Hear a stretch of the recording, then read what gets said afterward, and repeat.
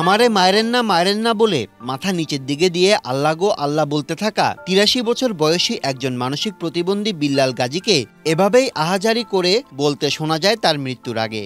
বয়সের ভারে নুয়ে যাওয়া এই প্রতিবন্ধী বৃদ্ধের প্রতি কোনো দয়া করেনি এলাকার লোকজন।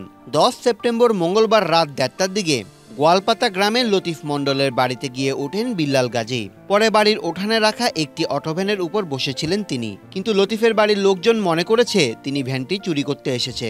এ সময় লতিফের পরিবার তাকে জিজ্ঞাসাবাদ করলে তিনি ঠিকমতো কোনো প্রশ্ন উত্তর দিতে পারেনি। এক পর্যায়ে ঘটনাটি আশেপাশের বাসিন্দারা জানতে পেরে ওই বাড়িতে জড়ো হন। পরে গ্রামবাসী মিলে বিল্লাকে কিল ঘুষি ও লাঠি দিয়ে পিটিয়ে নির্মমভাবে হত্যা করে। পরে তার লাশ পাশের শঙ্করপাশা এলাকার সড়কের পাশে বাগানের ভিতর ফেলে দেয় তারা।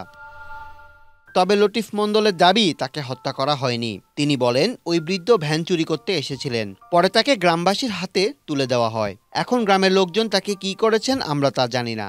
আমাদের ধারণা তিনি এমনিতেই মারা গিয়েছেন। এদিকে স্থানীয় একাধিক ব্যক্তি জানান বৃদ্ধ লোকটিকে পিটিয়ে হত্যা করা হয়েছে, এতে কোনো সন্দেহ নেই, কারণ তার শরীরে অনেক আঘাতের চিহ্ন রয়েছে, নাক মুখ ছিল রক্তাক্ত। তবে হত্যার ঘটনাটি ধামাচাপা দিতে চেষ্টা করছেন স্থানীয় প্রভাবশালীরা।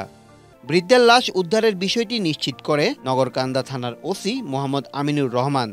তিনি বলেন স্থানীয়দের দেওয়া তথ্যমতে বুধবার সকালে ঘটনাস্থল থেকে মরদেহটি উদ্ধার করা হয়েছে। তবে হত্যার বিষয়টি নিশ্চিত হওয়ার জন্য ময়নাতদন্তের জন্য লাশ মর্গে পাঠানো হয়েছে। প্রতিবেদন পাওয়ার পর মৃত্যুর প্রকৃত কারণ জানা যাবে।